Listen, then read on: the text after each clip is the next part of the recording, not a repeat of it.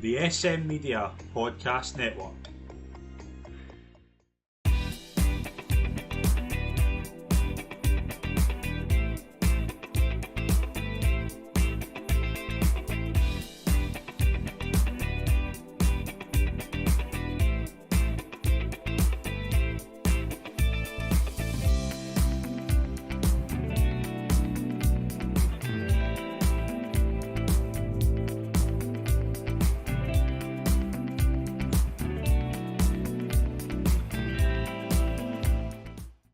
Hi folks, and welcome to the latest episode of SM Media's Countdown to Cheltenham 2025 and our final episode before tomorrow's Cheltenham Festival gets underway.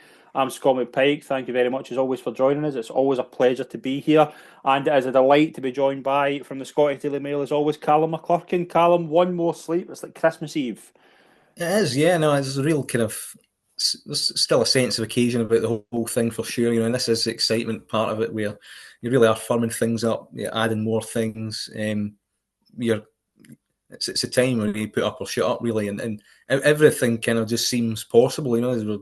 Dreams and hopes can come true, and for jockeys, for trainers, for owners, and punters alike. So yeah, let's just go into it with a nice kind of good frame of mind and be positive and yeah, approach it with some confidence, and hopefully it's still there by the end of the week. No, absolutely. And I will just say before we get into talking about the action and things like that, if you hear any kind of noises in the background on my end, it is because my house is basically a building site this week. So apologies in advance for that if you pick anything up. But we are here. We are covering what we believe to be the best week of the year and what looks to be a fantastic week of racing that we've got ahead, and we will preview Tuesday's action. We will look at Wednesday. We've got declarations in just before we started here, so we will be on that. We'll do Tuesday. We've got full declarations and selections on our end, but we did open up the book for some questions, and we have got some. The first question that came in is relating to the news that a lot of people are talking about. Callum, have you ever had a 2-year plan that changes in one day? No, I don't think so. In racing, you do.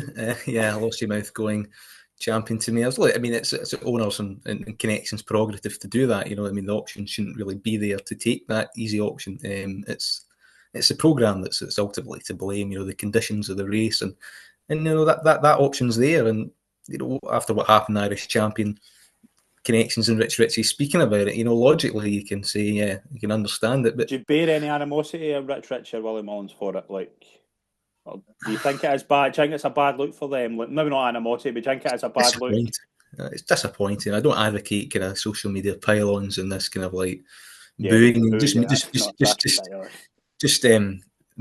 kind of the social media era of life, really, isn't it? It's a bit too extreme, but we just meet it with deafening silence, really. It is underwhelming, it's disappointing, but connections are there and they want a winner. Rich Ritchie's not really the great season, it's not really going to plan, and he wants to beat Cheltenham and wants a winner. And if that's what the Cheltenham Festival is now, then it's in trouble in the long run, because it's diluting it, and you want the best against the best, and it's just simply symptomatic of too many options for too many top class horses, and you're not getting the clashes that you want, particularly like the Cheltenham Festival, when there should be 2, 3, 4 races a week that are absolutely bona fide, world class, the best for the best. No ducking and diving, but it's the programme to blame. I think Patrick Mullins said, blame the game kind of thing rather than the player in that instance, and that's what it's like. So yeah, you don't have to like it, but you have to lump it. Well, there's a couple of things I wanted to touch on here, because I've been on record, and I'm sure you have as well. In the Champion Hurdle, I do believe that Lossiemouth is the only horse. If Constitution Hill, the way I think the Champion Hurdle was going to go is, I think Constitution Hill was going to get a point in the race turning in where he's going to be able just to get a freebie. Because I think King of King, I don't think, even if Brighter Days Ahead and King of Kingsfield set a ridiculous gallop, I don't think it's going to harm Constitution Hill. I can see a point where Constitution Hill goes out on his own. I think Lossiemouth would have been the only one that would have been able to go with him, because she has that excess stamina. Her track record's very, very good. I think it's 3 from 3 at the track. I don't think she's certainly not been beaten at the track. So that to me is a sign that she should have went Champion Hurdle. On the other end, though, where my kind of thing is with it, Rich Ritchie said something very interesting, where he said she's had a poor prep for the Champion Hurdle. I don't necessarily say she's in a poor prep. Maybe not a like straightforward prep that you would expect. But is there maybe a thing as well, as you've said, they've had a poor season. Gaelic Warrior doesn't look to be going. They don't really have much in the novice hurdle or novice chases at all. So they've nothing really going. Is it just a case of they've looked at the males hurdle like we have all season and thought, that's an easier race. That option's there. Let's go and win it. She won it last year. It's easier than it was last year. Let's go and win it. Absolutely. I think that's the bigger factor, and that I think the kind of fall the last days is a kind of easy excuse as well to go for the easy options. So it's multifaceted. The thing is, if you make that a grade 2 or not 150 limited handicap, it doesn't happen anyway. They've got to run them. Yeah. It either stays at home or the mare's hurdle gets put back to the old mare's day as a grade 1. And you There's run talk it kind about of it. There's grade 2 talk about here. it in trials day as well, which I thought I can see that. I can see that as a maybe. Yeah, I mean, I quite like summer mares having a chance, spring mares having their kind of day later on in the season. There's mooted you can have it at Sandown at the end of the year. You possibly could, but I mean, there's a whole mares card at the tail end of Cheltenham. Just make that a showpiece of it because it's really ordinary stuff, and maybe that will tempt people over. But I mean, the programme's there to do it. I mean, why not just have it in line with the mare's chase is a grade 2, the mare's novices hurdle's a grade 2. Just have the big mare's hurdle now a grade 2, I think, to kind of avoid that because it's happened too much. I mean, Honeysuckle the times, okay, it was a fairy tale success, but it was still defending champion hurdle that wasn't the champion hurdle, and that's still ultimately disappointing. And I think the Jockey Club have got to look at that seriously and try and avoid this scenario. I know people compared it to Vautour and things like that. I don't think the sport is in a position where there's depth to do that anymore. Ryan Ertley said Road to Riches to beat, there were good horses in behind. There was a race there. And the owner had something else in the Gold Cup anyway that was second to Don Cossack. And Kukan was still there. So these were good races with depth a decade ago.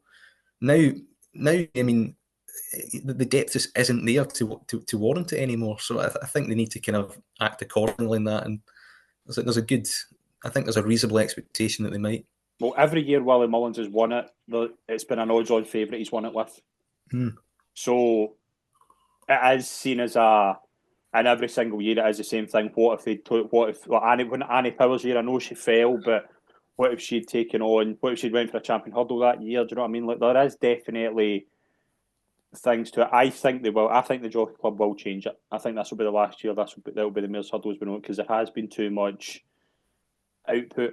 On that note, though, we'll get into the mare's hurdle. Do you think she's a good 46 shot? Well, that's another factor here. You think, oh, that's it's fine, but I mean, she's obviously not in her A game because she's not in the champion hurdle. She's not really put up a figure of note this season that would put her streets ahead. There's got to be a doubt about that. Still a grade 1 going into a race like that heavy fall. Yeah, I mean, all things being equal, she should, if he brings her A game, I think she should probably travel nicely and win comfortably. But you're taking 46 and a lot of there's a lot of question marks there. I would be leaving her out. Let's move into other questions. We did have a question. Can you predict the correct score for the Pressbury Cup? No doubt Ireland are going to win. Absolutely. 19-9. I had 19-9. I also had 28. I think I'm going to go for 28 just because you went for 19-9. Yeah. I think there's a few races that I can't. Well, for example, one race, grade 1 Britain don't have an entry, the Brown Advisory. So that's definitely one in the Irish camp. But there's a few, like obviously the Ultima I think will go to Britain. The Champion Hurdle I think will go to Britain. I would say the Triumph is likely to go to Britain. So it's not like 3 years ago where it was like 23-5 and it was an absolute whitewash. Britain will have some decent winners. Yeah, and they've got chances, and quite a few good handicaps as well. They'll probably hold sway.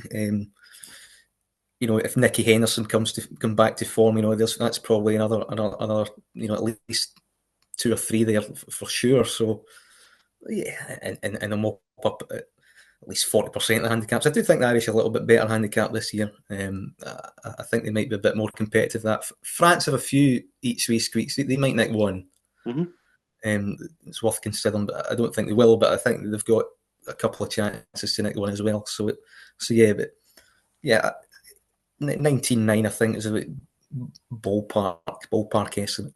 Okay, and I'm going to go for 20 to Ireland, 8 to Britain. Let's go into the without markets here. Can you predict the top trainer and top jockey without Mullins and Townend? Let's start with top trainer. Top trainer's quite interesting because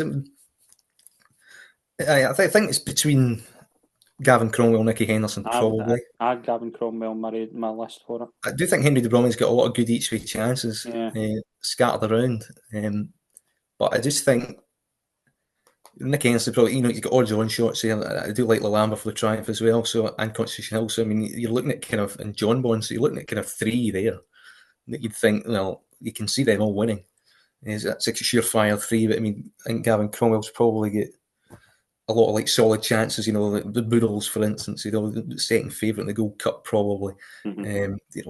Stumptown in the cross country is an obvious contender. These kind of these kind of horses that have leading chances in more competitive races. And I think just spanning that across the week, I think he'll probably be second best. But Gordon Elliott of a couple, Dan Skelton of a couple, Henry de Bromley of a couple as well. But I just think Gavin Cromwell might pit Nicky Henderson. I think I can see them having the same number of winners, but I think Gavin Cromwell could have a lot of seconds and thirds. And Can I throw one at you now in the without market? See what you think. What about 12 to 1 Joseph O'Brien? Very good season this year. Yeah, I think he's another contender that can easily get 2 or 3. Easily, yeah. He's a good taric trainer. There's a lot of good confidence being home by the lead this season. Horses like that, Larkin them on the county. Bustleton's a spring on the cross country. And these kind of horses, the novice handicaps as well. Chasing wise, I think he's got good chances. And Coral Cup, another one, yeah. So yeah, he's definitely a player. Yeah, it's very bunched in behind Willie Mullins. As what about top jockey? Townend 4-11 to win it in the without market. Walsh and de Boinville pretty much kind of even, about kind of 15 to 94. Jack Kennedy obviously in his return. I think Keith Donoghue at 14s could be a shout. I think Mark Walsh. I just think number 1 JP McManus, and he's going to win about 9 or 10. Yeah, honestly. yeah. He's got so many options there. I mean, and if he's picked the right one most of the time and gets most of the winners, he could. You can see Paul Townend getting 7 or 8 and Mark Walsh getting 6 or 5. I don't really see a world where he can get less than 4. Yeah, I can tell. Keith Donoghue, I think, is an interesting shout. Final question: Can you do a lucky 15 between you for the festival for Tuesday and Wednesday? So one pick each for Tuesday and Wednesday. Basically, we're napping the first 2 days. Callum, your first one to go in for the Tuesday. What's your one to add to lucky 15 for Tuesday? Horticolor and the National Hunt Chase. Okay, and the more I kind of warm up, the more I think Beyond Your Dreams and the Fred Winter, I think, is very, very, very, very well handicapped, and I think is an interesting chance. Into Wednesday, I'm going to go for the bumper. I think Copacabana. Yeah, be away on the Coral Cup. Okay. Even with Bunting getting added, even with the town. Bunting needs it soft. Okay. But yeah, Bunting will go off favourite. Paul Townend has been aboard Bunting, who's obviously been very, very much gambled into 13 to 2.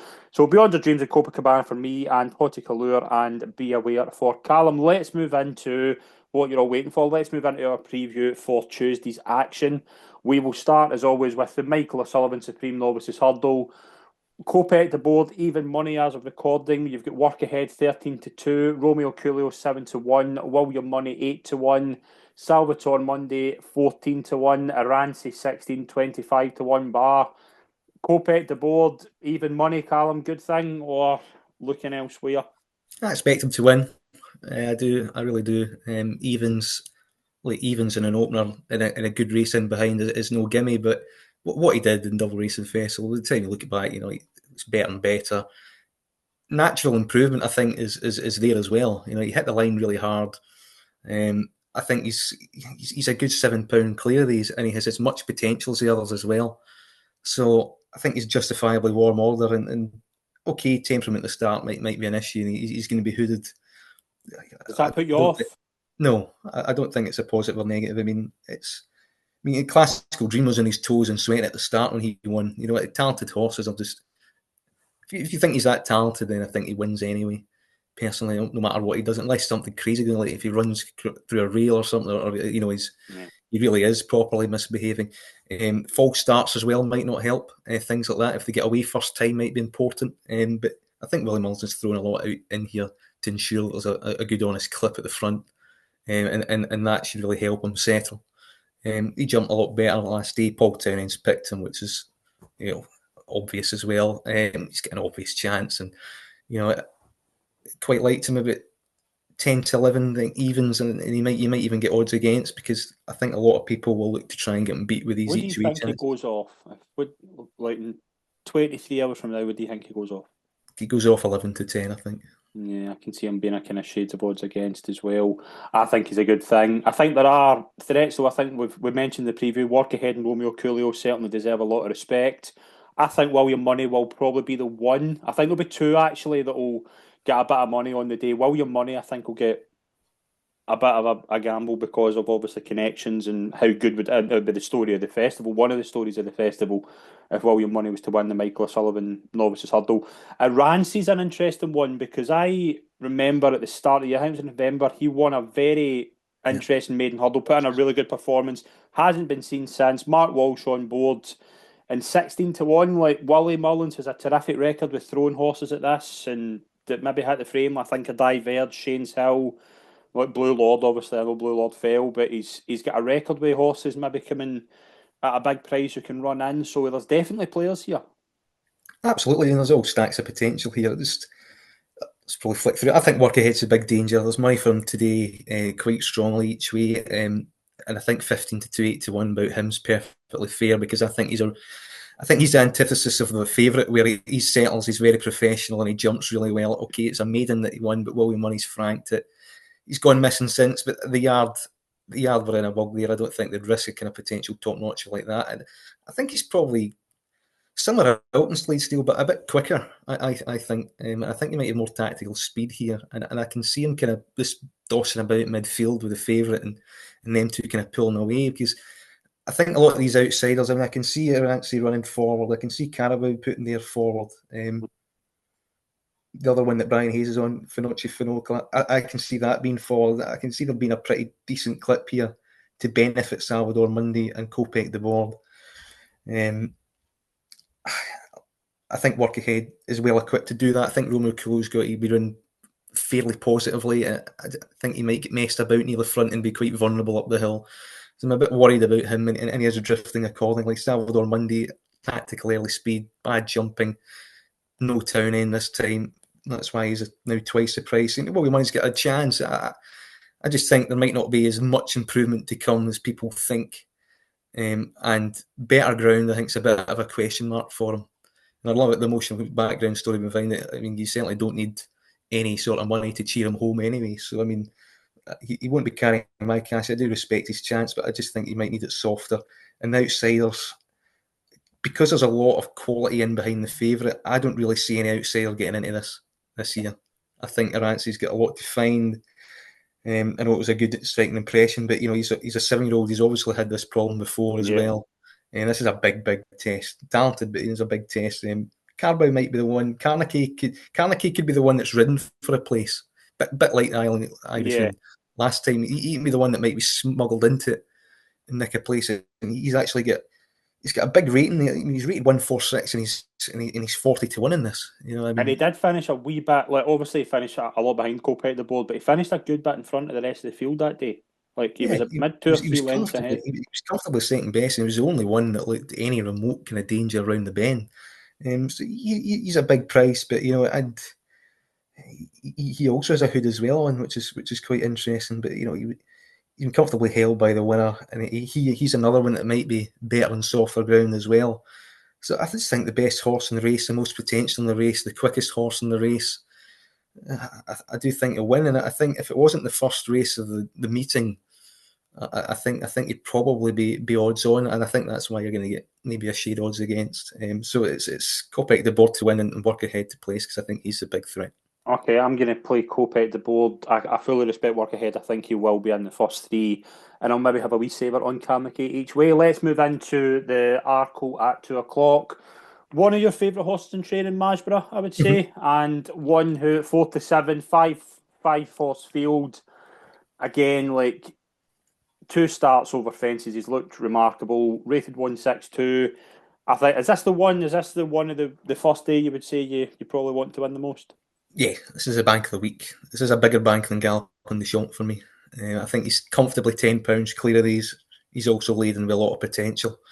And, you know, unless something untoward happens, I think he'll win, or he drastically underperforms for some reason, and you can't really preempt those kind of things. So I think he'll win. I think Ludus Sud's becoming a little bit more exposed, even though better ground over this track should be a plus for him. But we know his ceiling from his hurling days. He's there to be kind of shot at these spring festivals, and I think horses might improve past him. Django Bay, he's just here because Sir Gino isn't really, is he? And Aintree was kind of his plan, and I don't think he's got the tactical speed for this. Only by night, it's got a lot to find, even with the mare's allowance on ratings. I think Touch Me Not's a value outside the field to be second Yeah, because he was three a bit lengths down from Ludus Sud, but he absolutely whacked the sixth fence that day. That should have really taken him out of the race, and he still kept scrapping away and only get beat by three and a bit. So yeah, he and he's still six, and then he bumped into Marsborough when he was probably trying to mix it with him too much at the front of affairs. So I think he's got the speed there to maybe kind of try and force a mistake out of them. But even if they don't, they might be a bit more conservative, allow the winner to go on. And I think he's the one that's got maybe a bit of potential, actually second best here in the field. So yeah, I think Marsborough will win, but he's in the multis, and they just start rolling really there. So I think him and Touch Me Not for the forecast option for a bit of individual race value. yeah, I can see the angle there. I do think the one that I'm not sold on at all is Django Bay. I just think it's a really bizarre. Be really bizarre if he was even close. As you say, I just think tactical speed. I think he's going to struggle. I think Masborough will win this. I think he can make the running. To be honest, like I think I'm no doubt if he If just he wants, goes in. it's Yeah, just jumping. It's just yeah. jumping. You don't want to be too close, and it's a 2 mile arc. Also, I mean, you don't want to be knocked back too early. I mean, okay, they're still kind of 150 operate. I mean, if this was an average arc here with Ludus Sud and Django B would merit plenty of respect. I just don't think. I think you've got a top notcher in here this year, and it's pretty hard to see past them, barring any kind of mishap, really. Let's move into the 240, the ultimate handicap chase. We've got the changing man at 7-1, Broadway Boy 15-2, Kataki Dory and Krabilly kind of 8-1, 9-1. Whistle Stop Tour and Henry's Friend 11-1, Euro Friend Meyer Town's in here at 12s and 14-1 bar. Have you come down on anything for this? A short list of four. Okay. There'll be no surprise that the two Lucinda Russells are high up on it. I The thought they Lucinda would Russell be. horses are on it. I don't imagine you would be into the changing man and Broadway Boy. No, No, I no, don't no, think it no. would be. I'm not either. False favourites. They've got chances, and you can see their appeal, but not for me. I don't think they've got much in hand. Whistle Stop Tour coming back up in trips exactly what he wants. The yards record in this correct number. I mean, even place horses as well. Even Big River placing this, he kind of no right to. For 5 runners in it, 2 wins, 3 places all the time. So I mean, they tend to be very consistent in this, and I think Whistle Stop Tour's got a lot of upside to him. I think he's probably their next future Grand National horse. It's a big ask throwing in a handicap like this. It's the same applies for Miletown, but I think they've got leading potential on very workable marks. And if two horses can take this apart, it's them. Mm-hmm. By some way, I think. They both like to race fairly prominently.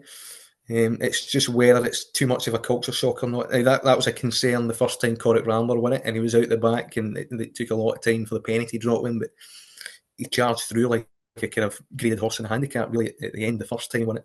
And the second time he kind of defied it and did quite well to win up high the year that they bought them out for the Grand National. So it's just a race that they like. Those two are obvious at the top of the list. The reasonable kind of 11, 12-1 chances. The other two that I thought were dangerous, the short go of Henry de Bromhead that's crept in. Okay. And there's been money for that as well, in a kind of similar way to Work Ahead. There's good money for the Bromhead horses right now. C&D ran quite well and then tipped up when second favourite in a really warm Irish handicap race. there's a bit about him, and I think he's the kind of main Irish challenger. When good ground's not a problem for him. And King Turgeon's the other one Yeah, I like him as well. Yeah, to consider. David Pipeyard again. They've got a good historical record in the race. Things didn't go to plan at Musselburgh, but I just think that track probably didn't suit him. and he was off top weight as well that day. Yeah, and this is a lot better. It's a lot more suitable for him. And if he took that out of the equation, I think he'd be up there with the favourites really, in what he's achieved. In Aintree in the past before. So yeah, those were the four that I kind of narrowed it down to. But it's a very competitive handicap. Yeah, I liked King Turgeon was on my list as well. I just thought he's £2 now inferior to he's £2 inferior to Kitaki Dori, and he was giving him a stone last time at Wincanton where he finished ahead of him. So I think there is. I don't think there's £2. I think he's a better horse than Kitaki Dori, and I think he is kind of well in now with him. Looking at another one, I like Henry's Friend. I think the more I kind of look at this race, the more I think that he is going to warm to this. I would forgive him last year's run in the National Hunt Chase. I know there was somebody saying that put them off. Last year's National Hunt Chase was really slowly run. This won't be as bad. I think he is better than that. He's shown form in decent ground this year. I do think he is definitely going to appreciate a bigger field, a kind of stronger clip. I really think he's got a chance. And the other one I like in here is one that's had kind of form at the race in the past, Famous Bridge for Nicky Richards. Fourth in it last year. Was I would say has ran credibly this year so far. He's only in here off £3 higher. I think there's three really decent runs here. You like there's horses that have ran well in it before that have went on to go a step further.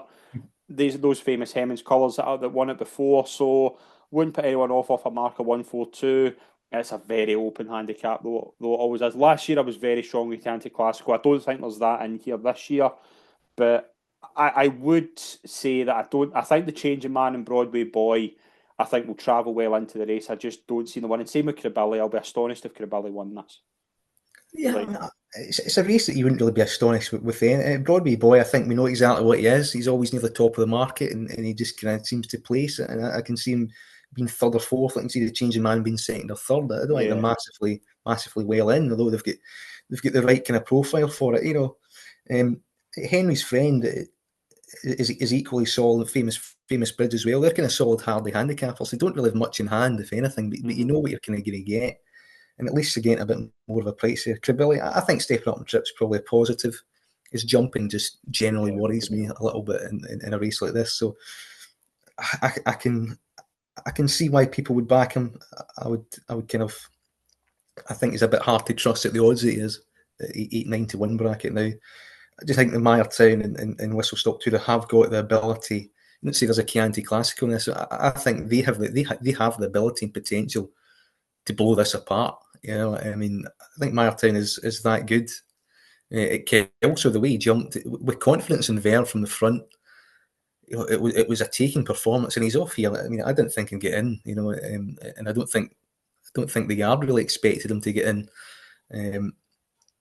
I think with a smoother prep, he'd be grade one novice material, like a Hoyson Yor.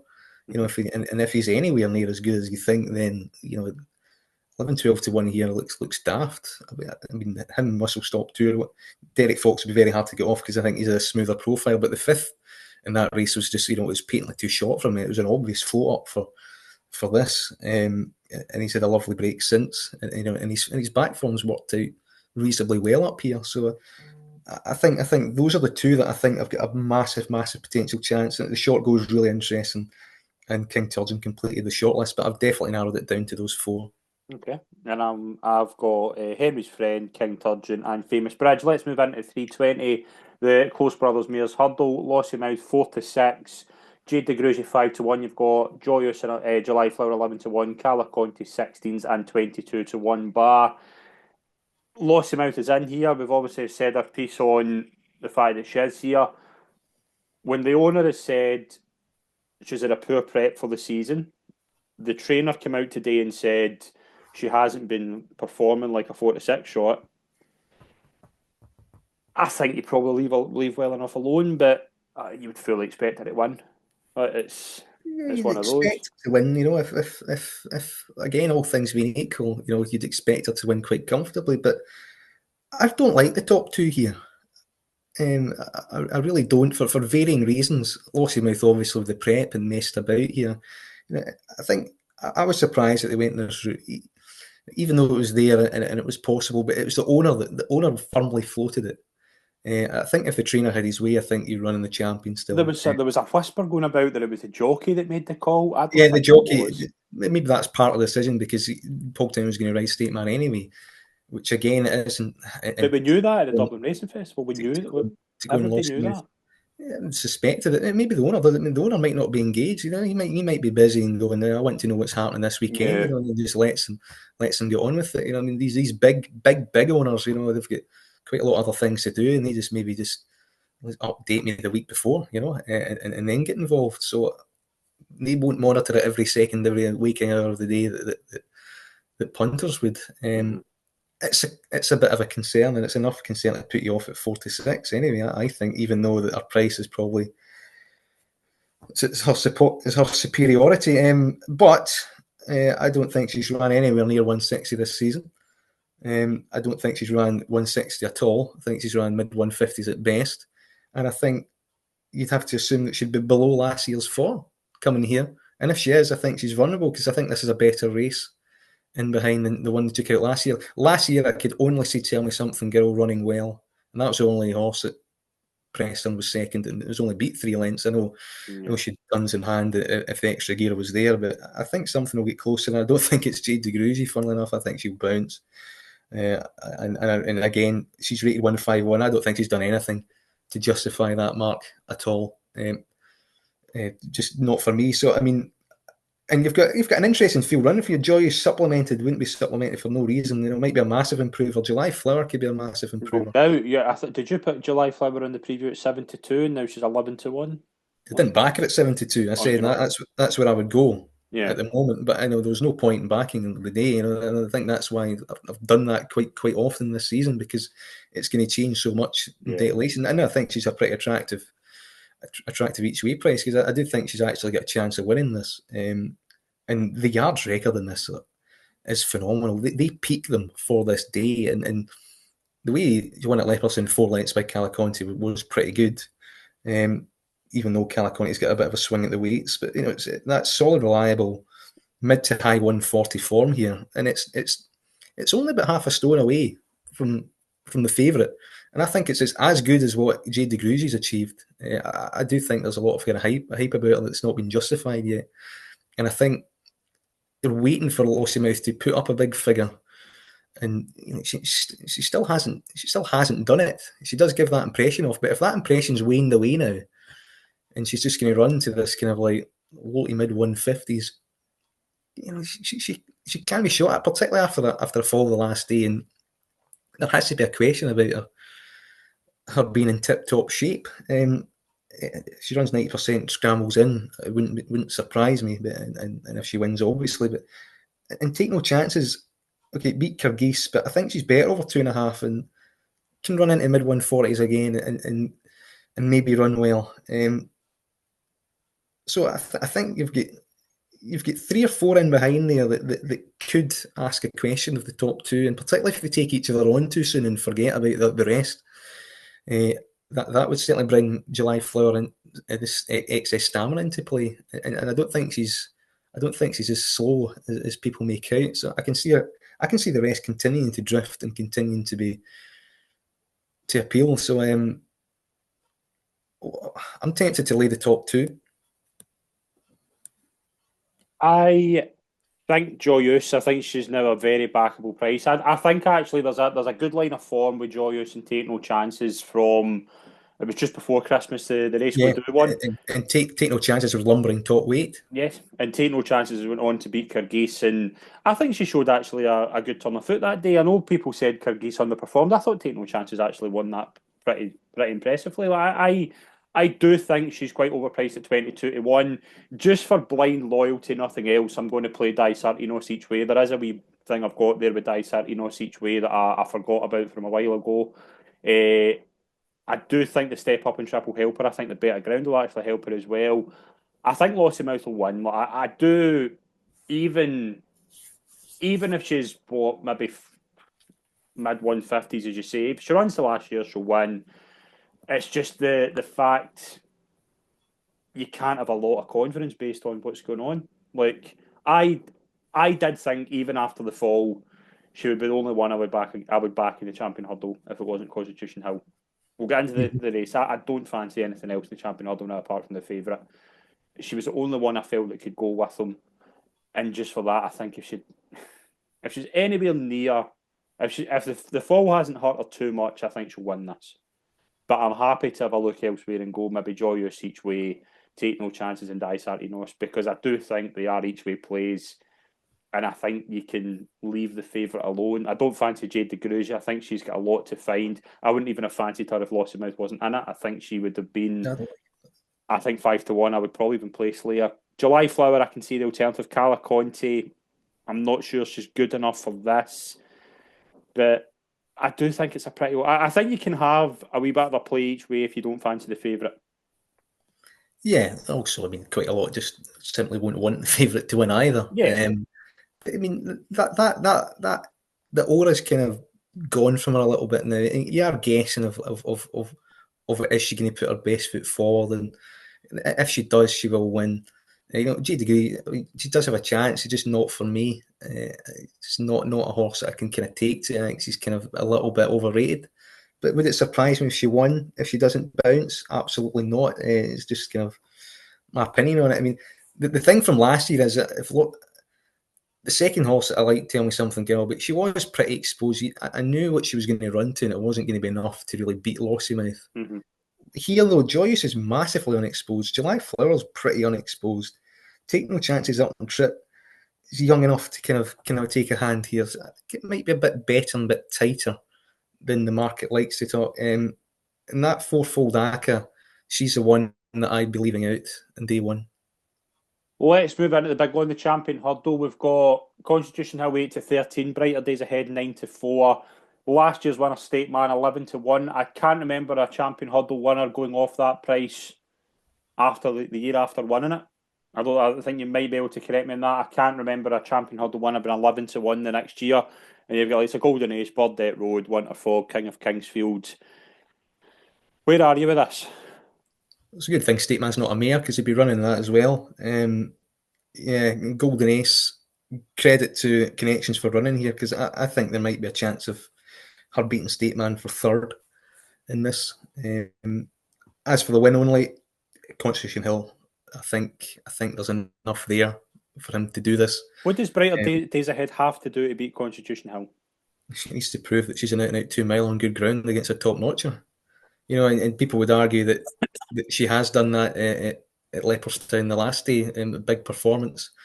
But I mean, I just think Constitution Hill was quicker, definitely quicker at his hurdles. And I think if she does make a mistake, I don't think she'll have time to recover and use her kind of galloping speed to kind of get back in it. She's a remorseless galloper. I don't believe that she's a quickener.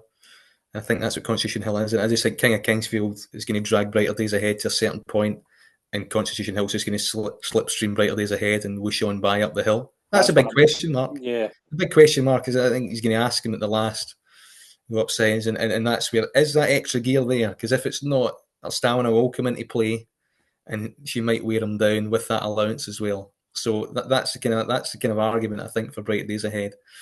But Constitution Hill, we don't know if that extra gear's there yet. He will need to produce it. He will need to produce that to win this. It's whether you think it's there to do it, and I think it is. And if it is, he'll win. It's the last the two times that he's won at the festival, it's been in the turn where I've thought you're just going to go and win by as much as you want. Yeah. And I can't see that not happening here. Yeah. Unless Brighter Days Ahead unless the Boynville has a howler and thinks I can wait as long as possible, which I don't think he will, because I don't think he'll do what Townend did in State Man at Christmas. I don't think there was anything there with State Man, don't get me wrong, but I don't think even the Boynville will be like, right, I'm going to give Brighter Days Ahead as much of a freebie up front. I don't think that will happen, but it will just be a wee point in the race where I just can see Constitution Hill just pushing by her, and she can't go with them. and that. Yeah, I think it has to be over the last, because I think Constitution Hill could maybe take lengths out of her jumping wise. Mhm. While on the flat, I think she might kind of stamina. I think she should maybe hit top gear and run it for longer. But I think Constitution Hill will be quicker and have a burst. But I think he's definitely got the cruising speed to stay in it. That's for sure. It's whether he kind of can go up through the gears again. It's an unknown rather than not there. I mean, people always got to improve from the last couple of times. He didn't need to. He didn't need to. No, He's not been asked that question yet, because there's nobody that's been there to ask him that. Brightley's Ahead is good enough to ask that question. Now, Lossiemouth would have been good enough with a normal prep around Cheltenham to ask that kind of question now. But it's now become more one dimensional, the race set up now. I don't think he's got anything really to worry in behind. Maybe Golden Ace if she runs really forward and she's a ton of foot, if they stalk them and try something like that. But I think they realistically expect kind of fighting it out with third with the likes of State Man. And maybe you shouldn't be too dismissive of State Man and his chance, because you'd expect him to kind of maybe revert to kind of sleeping tactics and waiting to kind of see. But I just don't think he's effective really either on the old no. course as well. And reaching for the cheek pieces, he was pretty tired the last day. I think it might be a major struggle for him. So yeah, it depends what camp that you're in. If you think Brighter Days Ahead's a superstar and she can do that, but I don't think he's got the champion hurdle profile. I remember at the start of the year they were thinking about going on fences with her, and she has the mold of I it. think they're all next year. She has the mold of a chaser. Yeah. So yeah, and there's the good thing about it is there's real genuine confidence in both of their top horses in either camp here, and it's just a case of what punters trust. Do you trust the potential of Brighter Days Ahead to absolutely continue, or do you trust Constitution Hill to get anywhere back near to his absolute best? And I'm just going to be in the Constitution Hill camp, I think. And And and one, and you can just sit back and just watch the race yeah, if you want. and one thing we will say as well, fair play to the O'Learys, like they do Exactly. get a bit of stick, but they have Yeah. taken this up and they have confidence behind It's a her. sporting decision. It's a sporting decision. 100%. Let's move into the Fred Winter juvenile handicap hurdle. JP McManus is the top of three in the betting. Stencil 11 to 2, the French raider for Noel George and Amanda Zetterholm. Beyond Your Dreams and Put Your Hands Together for Joseph O'Brien, 13 to 2 and 7 to 1. Total Look at 7 to 1 for Gavin Cromwell. A lot of money has come in the past few days for Hot Fuss for Tom Dascombe. Paul Townend is on Sonny Bill. Euro friend Murcia as Rachel Blackmore on board at 12 to 1 and 16 to 1 bar. Came across anything here that anything jumping out at you for this? I've successfully narrowed it down to two for me. Awesome. Um, Total Look and Put Your Hands Together Okay. against the field. It's quite tough. Beyond Your Dreams, Put Your Hands Together. But the fact Mark Walsh has picked her, put Your Hands Together, I think he jumps a bit better. He might be a bit classier. And yet it's just kind of visual impression. I think he might be a bit more speedy as well. So I think that's probably the one. Total Looks had a sighter here at Cheltenham as well. Massive high catch to the last day, obvious chance. Nipping out to sevens isn't too bad, and he's one that they've kind of put some weight on. The UK handicapper, but I mean, a good £6, I think, but I don't think that's enough to really see him out the picture. And those were the two that I kind of honed down on. I didn't really like anything. Wayne Rock was the most interesting absolute outsider, I thought, but I do think his mark's probably high enough in 136. And I think good ground coming back here is okay, but defying top weight, I think will be quite tricky against the fancier ones in the market that people have come in for. And I think Mercy's too high as well. I think Sonny Bill's too high. If you don't rate that kind of Irish form line, I don't really see how these horses can defy 136 in here. I would, and it's not been the plan, has it? I mean, these are supposed to be early season triumph horses. I mean, they've kind of come here because of out of sufferance, really. So, and Willie Mullins doesn't have a really good record in this race anyway, and he's had better chances than them beating, I think. Mm-hmm. So I think they just kind of make the market for others, and it gives the likes of Total Look and Put Your Hands Together here, just in behind them on the ratings, a little bit better weight, and I think they're much more progressive, and I think they've been more mapped out for this than others. I think Stencil was absolutely nailed on to go off favourite because I think a lot of East India dot backers will back him for the race. Yeah, but I mean, they had Melantino that went favourite last year, and he was too slow, and I think he's pretty similar, and Yeah, quicker ground. So yeah, I think he's a little bit vulnerable. But yeah, I mean, he's got the white JP McManus cap on, hasn't he? So I mean, yes, that might mean something. But we've seen Melantino bomb out with that. Tikal, another famous bomb out of that. yep, remember that well. I think Stencil might be.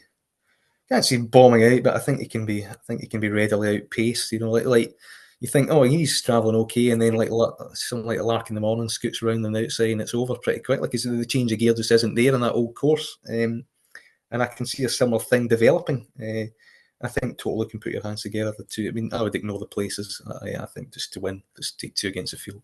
I've backed Wendrock a while anti-post, so I'm just going to leave that at 20s. I think the Mm-hmm. biggest price I've got is 20, so I'm just going to leave that go. I think top weight, I do think his run in the Grade 1 at the DRF was better than it looked. I think there was a wee bit of Yeah, jiggery pokery going on just to preserve the mark, which I'm okay with. Beyond Your Dreams, I'm warming to him. I think he is the one.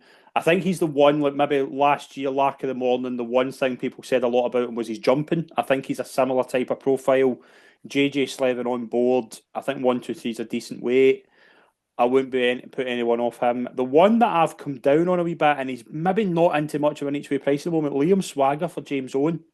They're real good tune up in the flat. Two runs over hurdles. He's jumped fairly well. Made a mistake at this in the second race, but apart from that, I think he's jumped fairly well. He was rated 84 in the flat. You just at the wee tune up, I'm quite happy with. Can see him getting a toe into the race. I think he's maybe like the ground will suit. Can see him at 16 to 1. Not a massive play, but I can see him running well at each way price. I don't fancy much else at the top of the market. I don't fancy Mussy or Sonny Bill. Total look, you can let him win at 7 to 1. Don't really fancy him, but I think it is a very, very hard race. But I think Joseph O'Brien Beyond Your Dreams is probably the one I'm going to go here. yeah, top of the market. Yeah, Liam Swagger's is an each way play at a price, and James Owen did state at the early of the season that he would probably be most likely there, kind of, Fred Winter horse. Mm-hmm. Quantic Hills is another British horse that isn't too bad if he's out on a going day. Terra Firma, his form as well, like Sean Bone on that, is relatively eye catching. The yard, Jack Jones yard, they had Anne Breeden Fassa in it last year, and Yeah, he raced unbelievably sweetly off the front end and no cover and just get left behind.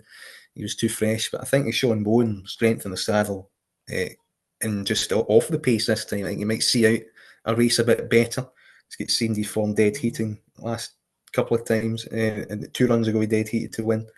1, 2, 6. He's not an obvious kind of progressive type. I mean, he was one that was interesting at 2025 to win, but I think they are playing for places because the market's beginning to kind of say like, the 71 bracket. I think the top four of the winners very, very likely to be one of them, and you just take two of them to win, and maybe a big flyer at a price on the day might be the way to play that race. let's move into the National Hunt Handicap Chase. One thing that we will say before we get into talk about the race, the conditions have certainly improved this because the Yeah. changes they've made. You're now getting what 20 runners? I think 18, 20 runners. Like makes it a very, very open race. Horticolor, I know you're keen on him at 4 to 1. He's very likely to go favourite. You've got Now Is the Hour, Transmission 11 to 2, Captain Cody 17 to 2, 9 to 1, Jericho Rock, and 10 to 1, Resplendent Grey 12 to 1 bar. Horticolor, Callum, what is it about him you like? The art, his prep, his jumping, his efficiency, it suits this, and he's been mapped out for it all season long. Rebecca Cutlass with staying horses like that are. Mm-hmm. She doesn't have a lot now, but I mean, like the T for 3 horses like that, and she can get winners on the big occasion with the right kind of profile. A nice spin over hurdles that kept him ticking over nicely. 135 is ideal, and I just think he'll just be prominent handy and be very hard to beat with the way he goes about things. Now is our big chance could be thrown in Cromwell Yard. You don't know, but all his running has been in soft, heavy ground, and this is a different question. Yeah. And for that reason, I think Horticultura has maybe got an edge there. I think he'll hold transmission as well on old form when he beat him two and a bit lengths earlier in the season. I don't see that form being turned round. Resplendent Grey is an admirable sort. I think the trip will be fine for him, but I think he's high enough in the handicap at 142. And Captain Cody's the one I'm a bit worried about. I think he can run really well. I think this trip will suit him. I think he can handle the better ground that's coming his way because of it. So I think he's dangerous at 9-1. Jericho Rock is dangerous, but he's had historical leg problems, and you can't back a horse like that at nines.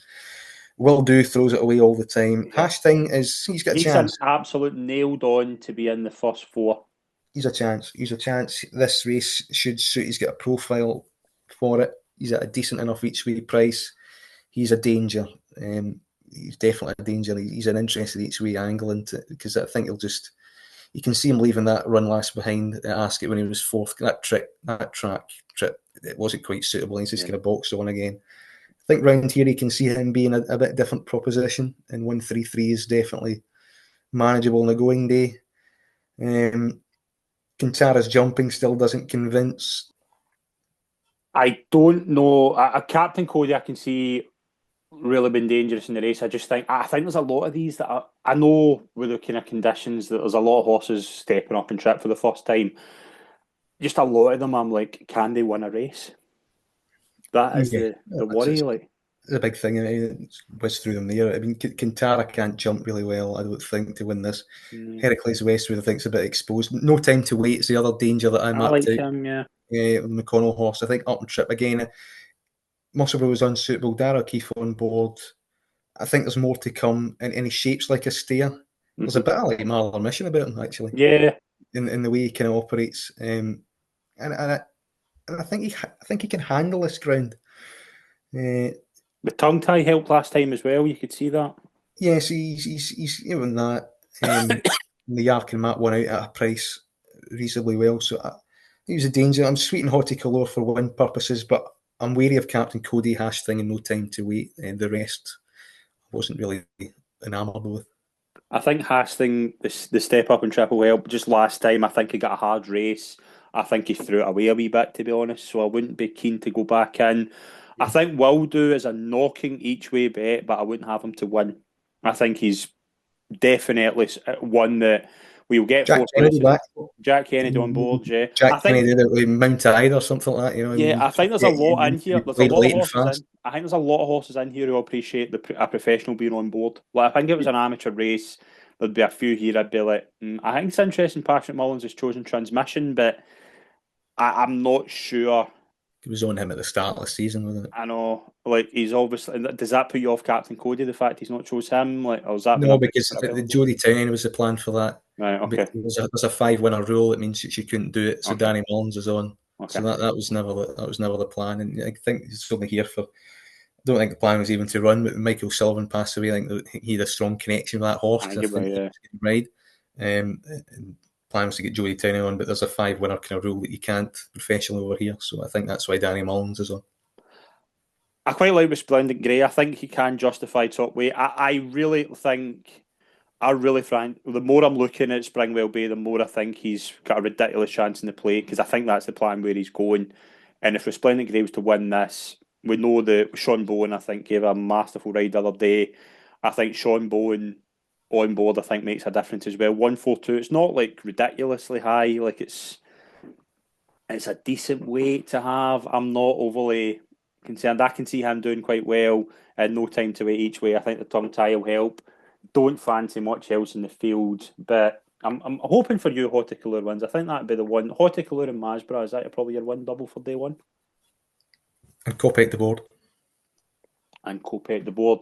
So we'll go just a quick look on Wednesday. Obviously, we did get declarations. We won't be doing each race. We'll just go maybe some eye-catching kind of horses that maybe catch your eye for day two. We are getting Final Demand, New Line versus Yellow Clay, and Turners. Final Demand. What goes off favourite here, do you think? I think the New Line will just go off favourite. Maybe Joints. It's tightened up a little bit. New Line 11-8, Final Demand 15-8. Yeah, I mean, maybe Final Demand gets closer if all things go to plan for Willie Mullins on day one. cope out the board and things like that.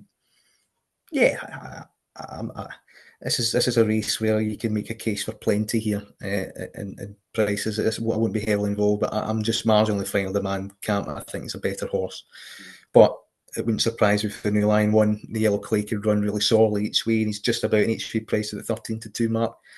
Port Charm could bounce back. 6 Mile Bridge is decent form the last day. They need to back it up though. And I think out of the outsiders, I thought Kale Histowa Yeah, was reasonably interesting. You know, didn't go to plan behind Salvador Mundy, but he needs 2.5. I think there's a bit of potential in there. So I can see him going quite well at a price, and he's got horses in there like Kiswell, a bit like for Copec the Board. You know, they're gonna ruffle up the New Lion, aren't they? They're gonna try and make it a sound gallop and ask the question, and just Irish form or British form, you know, traditionally holds sway, and you're getting a bigger price Irish horse. You know, like you did before. I know the New Lion might be a different animal. And if there's a champion hurdler in here, it's him. yeah. But if there's a Gold Cup winner in here, it's Final Demand. So it's that to kind of it's definitely one of the more 50-50 calls of the week that I'm not really going to go 60-40 on massively, but I I'm think really looking forward. Final Demand's a winner. Really looking forward to that race. I'm also like, and obviously there's two potential big players. The more I look at the champion chase, the more I'm thinking what actually beats John Bond here. Exactly. Like, there's the only one I can see really giving him a tough race is Marine National, but you would have to be a very confident that Marine National can turn it round with even Solness. I'm probably happy to leave him win at 10-11, but I think John Bond will. I can't see him now, even this year. Like, Energamine needs soft ground. Captain Guinness surely can do it again. Liberty Hunter, fair play, they're taking it up, but I just think he looks pretty solid to win this year. Yeah, you know, the historical background of the race might be a bit worrying, and his Cheltenham Festival record and all that, but it's just a line from nicely, isn't it? And it's cut up to a degree where you think, yeah, he's very hard to beat, and on official ratings, he's 9 clear of everything else outside Energamine, and Energamine showing signs that he's maybe a little bit in a downgrade and not getting his ground. He might narrow the gap a little bit, but it's hard to see him reversing the form in these conditions. I mean, I think the one at a price might be found the 50 to come back to run well each way, because you are getting the flat 8, which gives the kind of 3 place options. And he's ran big enough figures at the start of the season. If he can come back to that, he might be one that might sit off a hot pace and have enough tactical speed to go with him. You can see the appeal of Marine National and Solness to varying degrees. Just think Solness will find it harder after 2 tough races from the front. You know, he really put a lot in. Yeah. As did Marine National to close him down. And again, I'm a bit worried that might be just 38 days. That might have left a small mark. I don't really see them improving from that. Marine National to a degree, maybe reverse the form, but I just don't see them getting better to get to John Bond's level. And they might be vulnerable for each way terms against maybe something like found the 50 Energamine. So I think 1, 2, 3 would be John Bond, found the 50 Energamine. Okay. Just into obviously day two as well, just quickly. Ballyburn, obviously 65 now, Paul Townend on board. You've got what looks to be a very interesting champion bumper. Patrick Mullins has chosen Copacabana. You really like Be Aware in the Coral Cup.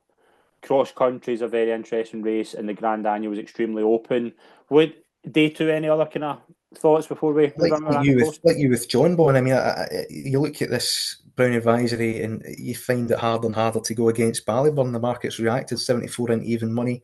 Dancing City ground has to be a bit of a concern. You know, he's opposite to Ballyburn. You know, but does he have that class? Probably not. And then Brighter Days Ahead, Gorgeous Tom, Stellar Story, Lakey Watson, Katie Bourbon, they're all interesting to various degrees, but they're all around about the flat 150 mark. Mm-hmm. They've got £10 to find already, and you think Ballyburn is improving and getting the hang of things. Well, they could improve as well massively. It's hard to kind of get them to a level where if Ballyburn performs, that they could beat them. So I think Ballyburn will pretty unappealing price wise. I think he win Coral Cup. Be Aware, I'm still quite sweet on him. I don't really think there's much in here. Bunting, I think he needs soft ground. Not interested in him at fives. He's That's just overbet. it's just He's jockeying, is it? massively overbet now. Yeah. Massively overbet. The step up and trip will help him, but I do think he needs it soft. And he just doesn't have it for me. In Posey Twat, I think Nick Henderson Yard missed a trick in not running Bo Zenith here instead. Mm-hmm. I thought he was an undoubted interest in Coral Cup horse. In Posey Twat's okay. I think he's relatively exposed. I think 141 sums him up. He's running course and distance, but I'd be surprised if others aren't being treated. And I think the main danger is comfort zone. Yeah, I like that. I think he's the one I'm coming down on as well. I like Jimmy Desoy as well. I can see that angle. I think Jimmy Desoy's a massive layoff, and can he come back off 146? It should be hard. Bally Adam, yeah, he's got course and distance form, but he's up again, 151, Mm-hmm. 10-year-old. I mean, can he really go and win? Comfort zone 6, unexposed, quietly put away, decent little Joseph O'Brien style kind of break in between. Yeah. I think I can see him. I can see him running well. So I think he's the clear and obvious big threat to be aware in that Coral Cup. So I've covered them each way. Cross country, more I look at it, Stumptown Galvin, I think, will dominate. It's drying out to a degree where Vanilla is out of the equation. You can see Mr. Coffee placing but not winning. I think Bustleton's now short enough at sixes for what he's I achieved. really hope we're on here next week and Mr. Coffee's won the cross country. I think it'd be amazing. Might not be here if he won that. um, he's waited, and he's one of these horses that's waited to have a chance now. Yeah, Mr. Coffee and Um, Bustleton, I think, are the two that I will take against the top two in the market. Yeah, but I just think they're now short enough in comparison Yeah, to they were like Stumptown. You're getting like 2-1 now. You're getting 5-2, and if he goes out to threes, he might be a bet. The back class of these two is really strong, and they don't go a pace, so they can just maybe see it's like a mini Grand National Light where they're all just kind of queuing up to the last, and then the classier ones just saunter away. So yeah, I can just see the top two kind of fighting out the finish, and the handicap not making too much of a difference. It's a bit of a shame that the French runner's not going to get in. Um, he's in the reserve list. But he's just not quite going to make it. Grand Daniel, third time lucky is here. He's declared, yeah. and he's now half the price of what he was. Mm-hmm. I'm pretty happy with that position. That he smuggled into it in good ground. I think on old form, he'd have a massive shout. It's a big if, but the price factored into that, so you might as well take a dart at it. Midnight It is the most interesting Cromwell runner, I think. Yeah. Prices at 16s. So and the third one on my shortlist in this is Yasko de Dames of Henry de Bromhead. There's a whiff of mascara about him. Yeah. Fifth last day, float up, but again, that was when the yard were disappointing. And he's just like a very unexposed kind of novice, really. Springdale Mare won that race. He's done the form absolutely no harm.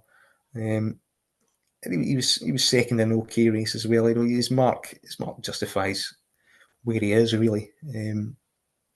But he's unexposed. He's got in, and I think it's a race that's pretty uninspiring at the top of the market. Unexpected partly. You'd be disappointed if he won again off £6 higher. King of PR's disappointing before. GPR won solid, but he's off 156. Is he really going to win off that mark? My mate Mozzie, he's pretty exposed as well at 151. The handicappers, there's no secrets here at the handicapper, and I think Jazzy Knight is a better 2.5 miler, but I can see why he's top of the market because he's unexposed.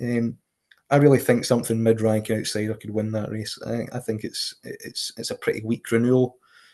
The champion bumper, Patrick's gone for Copacabana, and you can see why people are falling in. 5-2 Clips with chance, getting a little bit forgotten about, clipped in a little bit. Fortune de Mare, you could probably get 20s on the day about him. He's my kind of each way play. But yeah, the signs for Copacabana look pretty ominous, don't they? I think you just merit respect and make the late call whether to row in or row not. But I don't think I'll be back in Game of Inches. Clips with chance, maybe. Fortune de Mare, definitely each way interest. I don't really see a massive outsider to be interested in. Right. Obviously, the column there's columns going out Tuesday, Wednesday, Thursday, Friday. Callum will have his selections. Just quickly though, in terms of our anti-post book, obviously Jungle Boogie's getting a bit of a gamble today. Be Aware is good for you. I've pretty much nothing of note at all that I can know about. So I think you're winning the anti-post. Anything else you kind of want to add in terms of kind of thoughts before the Thursday, Friday before we wrap up? Two more in the plate.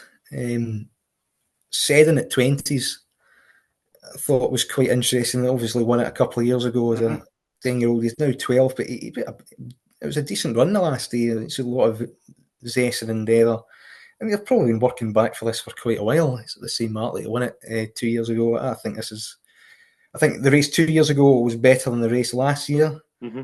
Um, and I know he's 12 and not in any secrets, but again, a bit like the Grand Annual, I think it's a pretty uninspiring race near the top of the market. Because even more of your unexposed ones are going to run in the Jack Richards. So I think exposed runners here have got a decent enough chance. I still quite like Personal Ambition for it as well. So they're 2025 to 1 bracket. The Kim Muir, Pat's Fancy at 40 to 1 Okay. for Rebecca Curtis of all sorts. She's went up and booked Jack Andrews pretty quickly over the last week. You would normally get quite a decent pick of the best English horses in this. I mean, Chambard is a horse that won this at 40s, and I'm not convinced that Johnny he's definitely not an I know the way you're thinking type banker at GP at the top. 40 to 1, he's obviously he's had a lot of historical problems, and we've barely seen him, and so he's a 10-year-old,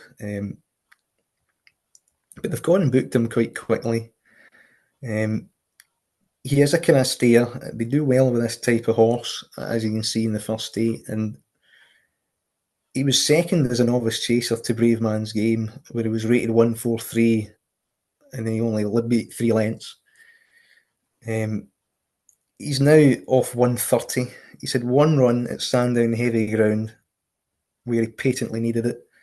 He's had a Welsh national trial run as well, where he's off 140. He's just plummeted to the handicap to a degree where you just wonder if he can do something at a wild price, because his back novice form is light years in front of everything else in this race. Okay. So just a pop at 40s. Yeah. The one at the top of the market I thought was most Walking on Air. The money for that's been pretty I think significant. it's Michael Sullivan's brother might ride it. it's Alex O'Sullivan, his name. Yeah, Yeah, I think so. think I really like Mint Boy for the Kim Muir. I think he's really interesting. I'm interested to see who's actually jocked up on him. Reports are he's going here, so I do think there's a potential working off 138. Some really good form as well. Olympic Man is frank to form yesterday, so I think there is definitely something in him. I don't get the Johnny Who angle. I know Derek O'Connor's on board. I think I wouldn't be touching him at 4 to 1. I like Springwell Bay. I've mentioned. I think Springwell Bay could just be class in that plate. I think a lot of the horses will go to the Jack Richards. I don't really fancy anything else. Martin Pipe, I think East India Express, I think it's a good shout. Freddie Gordon will be on board here. So I think they're my ones. Mint Boy for the Kim Muir. I think Springwell Bay is very hard to see passing the plate, and I think that East India Express a good chance in the Martin Pipe. Yeah, quite like the Friday. I mean, if it stays drying ground, I think Intense Approach is another each way play in the Yeah. battle. Mm-hmm. County handicap, although I think whatever Paul Townend rides is a massive, massive obvious favourites chance, and I think you might as well go in with it, whether it's Cargis or Absurd or Ethical Diamond. I do I think think they've it'd got be very hard to see him come off absurd. Like, I think you might ride Cargis. Just the market's kind of moving. I think they might go that way. Just get that kind of feeling. I know the way you think they'll be second the Gold Cup. yep. Happy with the Hunter's Chase position. Fishery Lane, I think, is very under the radar in Albert Bartlett. Yeah, he's got a lot to find, but I mean, Willie Mullins. Willie Mullins trained it. If he takes his chance as well, you can see him improving out of all recognition really, and running well. So yeah, I've got a few like that I quite like. I've got chances. I'm reasonably. Played quite a lot late. I'll take the book and things like that, and it leaves you a bit more room to negotiate and be versatile. And I think you can approach it reasonably positively. I think my position with Dino Blue is very much the position I've got with John Bon. I'm not like There's a want to lot of steam favourites. in. I'm not wanting to steam in, but I don't really think anything else can beat her. Can beat her. But I think that's where I'm at with the like bioluminescence. I was quite happy to watch, but I don't really fancy. I think Dino Blue. I just can see her winning. I just can see her being Ellie May and just just winning. Yeah, I kind Like, of flagged that up for ages. I mean, I thought maybe there was 41-92, and you're kind of thinking, yeah, but they do need to show a little bit more for you to kind of do that. And she did the last game, beating Allegory Devassi. And I think she was probably ready to stay it last year on ground that's worse. But I mean, good money for Telepathy. Bride's Hill like the ground. There's a couple of horses which, if she does throw in one of her bad days, you can see her getting beaten. But yeah, you wouldn't be surprised if there was like 10, 11 favourites that won over the course of the week, really. But again, you wouldn't be surprised if a lot of them get beat. So I mean, yeah, there's a lot of scope for different opinions and all sorts and things like that. And Dino Blue, a bit like Ballyburn, a bit like John Bon, like these kind of favourites. So yeah, they're a bit kind of skimpy. Kopek the board perhaps as well could come into that category. Tia Hoopu as well to a degree in the stairs. In fact, the file and the Ryanair, the horses that you think, yeah, they're favourites and the favourites' chances, but you can't see them getting beaten. They all can't win, really. well, I was going to say that to you about Tia Hoopu because I saw that the friend of ours from the finishing line, they said something very interesting. They said if Tia Hoopu is a shade of odds against, steam in because there is nothing else in here that can beat him, and you won't ever get him odds against again in a race like this. Now, I can see that angle, but I can also see a lot of people. I can see their angle as to looking for alternatives because he's not going to get his conditions. Like we're already hearing about the His frost conditions, but thing. he won and good to soft easily at Puncheston. I know. He's not that versatile.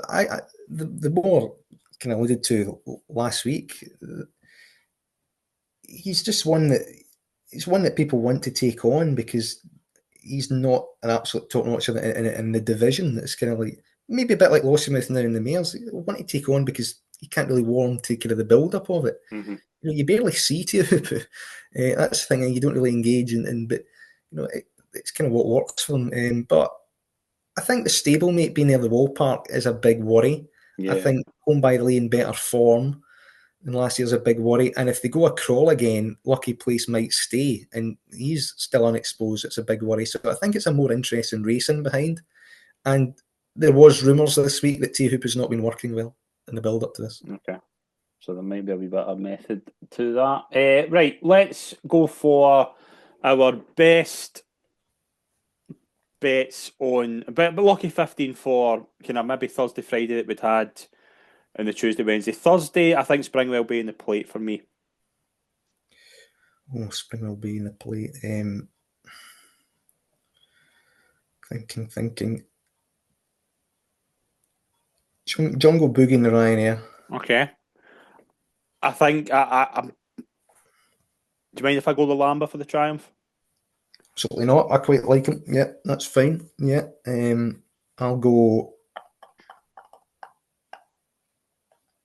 Angel's Dawn, the Hunter's Chase. Brilliant. We are going to wrap up there, Callum. Best of luck for the week. We will obviously have you be sharing your selections every day. Thank you very much as always, mate. It's been a pleasure.